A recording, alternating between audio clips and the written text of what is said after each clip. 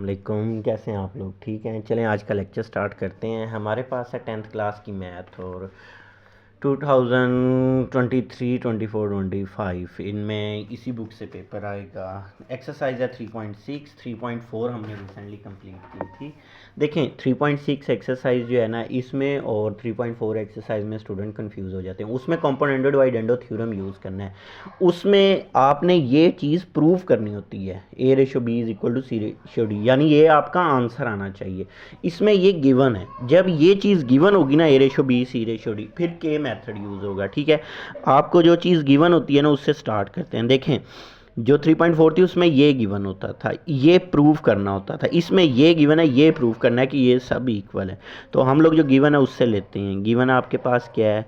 Given है A ratio B is equal to C ratio D. अगर मैं इसको बाय की फॉर्म में लिखूं तो क्या बनेगा? A by B is equal to C by D.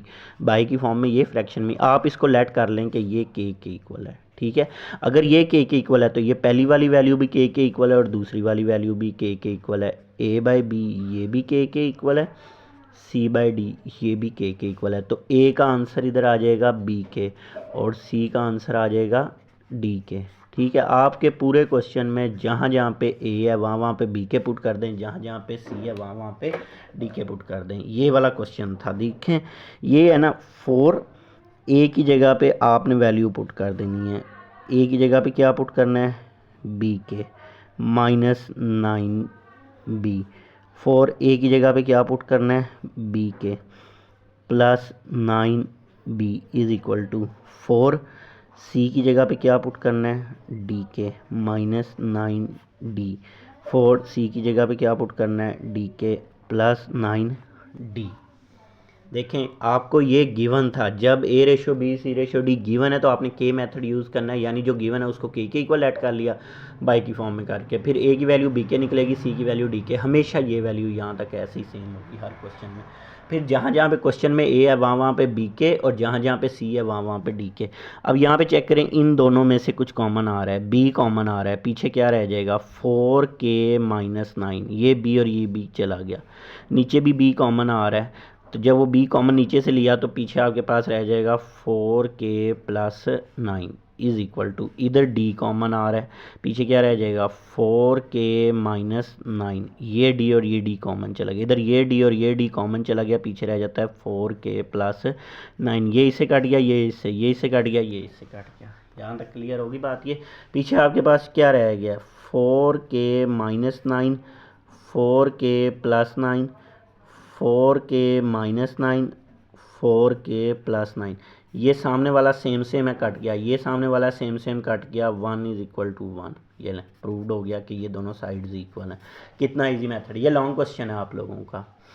देखें आपको ये पता चलना चाहिए कि इस पे कंपोनेंटो डिवाइडेंडो थ्योरम यूज़ होना है, यहाँ पे के मेथड यूज़ होना है। के मेथड यूज़ होगा क्योंकि ये गिवन है। अगर वो कहें ना ये प्रूव करें, फिर कंपोनेंटो डिवाइडेंडो के एक दफ़ा इसको ऊपर एक दफ़ा नीचे, बीच में प्लस माइनस, फिर नीचे वाली ऊपर नीचे। यहाँ तक क्लियर हो चुकी बात ये। अब ये क्वेश्चन है काफ़ी ज़्यादा, मैं इसका 1 तो कर चुका हूँ, अब मैं सीधा इसका आता हूँ क्वेश्चन नंबर 5 पे। और गिवन आपको वही है, A ratio B is equal to C ratio D, ये गिवन है। तो मैं पहले तो स्टार्ट लेता हूँ उसी से, सॉल्यूशन लेट कर लेता हूँ कि A ratio A by B is equal to C by D is equal to K. इसका क्या मतलब है? इसका मतलब है ए की वैल्यू मेरी बी के निकलेगी और सी की वैल्यू क्या निकलेगी? डी के, जैसे भी मैंने प्रीवियस क्वेश्चन में निकाली है। ए की वैल्यू बी के, देखे ना, ये वाली वैल्यू के इक्वल होगी और ये वाली, फिर वहाँ से ए की वैल्यू बी के निकलेगी और सी की वैल्यू। आपने ये शॉर्टकट नहीं यूज़ करना, आपने इस तरह ये हर क्वेश्चन में करना है। ठीक है, अब आते हैं इसकी तरफ, क्वेश्चन की तरफ। क्वेश्चन में जहाँ जहाँ पे भी आपके पास ए है वहाँ वहाँ पे बी के और जहाँ जहाँ पे सी है वहाँ वहाँ पे डी के पुट करना है। पी, ठीक है, ये क्या है? ए की जगह पे आपके पास आ जाएगा, पहले हम लोग क्वेश्चन सही कर लेते हैं, प्लस क्यू बी। ये क्या है? रेशो को आपने फ्रैक्शन में लिखना है क्वेश्चन में। पी और यहाँ पे क्या आ जाता है? C plus D plus Q D is equal to A by C. ये रेशो का साइन था ना, इसके बाद वाली जितनी भी है वो फ्रैक्शन में, इसके बाद वाली सारी फ्रैक्शन में, पहले वाली ऊपर। अब वैल्यू पुट करते हैं, ए की जगह पे बी के, देखें वैल्यू पुट कर रहा हूँ मैं। वैल्यू पुट करनी है, वैल्यू पुट करते हुए बस ध्यान रखना है पी, ठीक है, ये ब्रैकेट ए की जगह पे आपकी वैल्यू क्या आती है, बी के, ठीक है, और प्लस बी ये आ गई।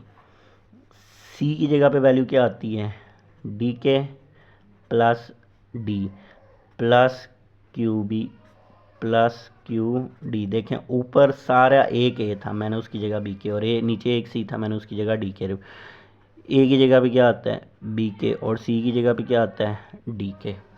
यहाँ तक क्लियर हुई।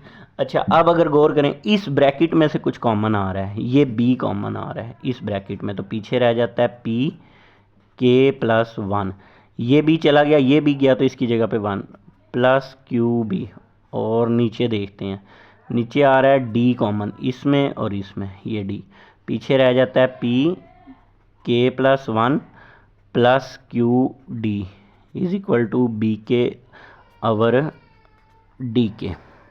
अच्छा ये और ये भी कॉमन आ रहा है, ये अब एक वैल्यू है, ये वाली जो है ना आपकी सारी वैल्यू, ये वाली ये एक वैल्यू है, ये दूसरी, इन दो वैल्यू में से आप चेक करें बी कॉमन आ रहा है, वो मैं बी ले लेता हूँ बाहर कॉमन, पीछे रह जाता है p k plus 1 plus Q, ये बी और ये बी कॉमन आ गया एक, ठीक है, और नीचे देखें ये डी और ये डी ये कॉमन आ गया, तो नीचे आपके पास क्या रह जाता है p k plus 1 plus Q, और इधर ये के और के कट गया, तो इधर बी ओवर डी रह जाता है।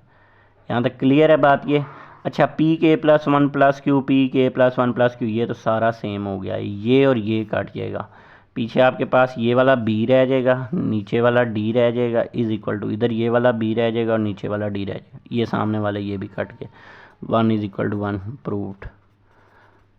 आपने ये प्रूव करना था कि ये साइडें इक्वल है। यहाँ तक क्लियर हो चुकी बात, ये क्लियर है बात, ये समझ लग गई है, ठीक है। देखें बाकी के जो क्वेश्चन है ना वो आपने खुद करने हैं, आप ट्राई, ये है आपने इसमें जस्ट ए की जगह बी के, सी की जगह डी के, ए की जगह बी के, सी की जगह डी के, फिर कॉमन लेना, कटिंग हो जानी। इसमें भी, इसमें जब आप कॉमन लेंगे ना अंदर ही, वो जो आएगा कॉमन वो स्केयर आएगा, क्योंकि ए की वैल्यू बी स्केयर की स्केयर बनेगा ना, ए जब आप पुट करेंगे बी के तो वो वैल्यू बन जाएगी बी स्केयर के स्केयर, फिर आपने बी स्केयर कॉमन लेना है, उसका स्केयर ये सारा काट जाएगा, एंड पे स्केयर और स्केयर रूट काट जाएगा, तो एंड पे ए ओवर बी रह जाएगा, ठीक है। इसमें जब आप पुट करेंगे वो बनेगी B6 K6 D6 K6, ये इसी तरह रहेगा, इसी तरह B3 K3 C D3 C K3 बन जाएगी ये वाली। क्लियर है बात ये। और इसको पहले आपने इस क्वेश्चन की तरह पहले बाय की फॉर्म में बना देना है, ये रेशियो है ना, पहले आपने इसको बाय की फॉर्म में बनाना है, ये बाय की फॉर्म में बनेगा, ये और ये, तो आगे फिर आंसर पुट करना है।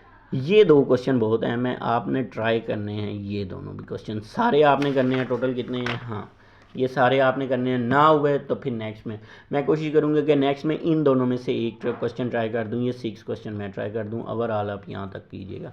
और नेक्स्ट में हमने ये वाला क्वेश्चन करने हैं और उसके बाद हमारी एक्सरसाइज हो जानी है एंड। नेक्स्ट लेक्चर में मिलते हैं, तब तक के लिए दुआओं में याद रखिएगा। इंतहायत आसान लेक्चर है ये, नहायत बल्कि। तो जो इशू बनेगा आप लोग मुझसे डिस्कस कर सकते हैं। ये है 3.6 आपकी, और ये लॉन्ग आती है, आप पास पेपर उठा के देखें, इनमें से लॉन्ग आए हुए हैं, ठीक है। अब कहाँ वो दूसरा चौथा चैप्टर और कहाँ ये लॉन्ग है, ये तो कोई मतलब बहुत बच्चों वाला काम है। नेक्स्ट लेक्चर में मिलते हैं, तब तक के लिए अल्लाह के हवाले।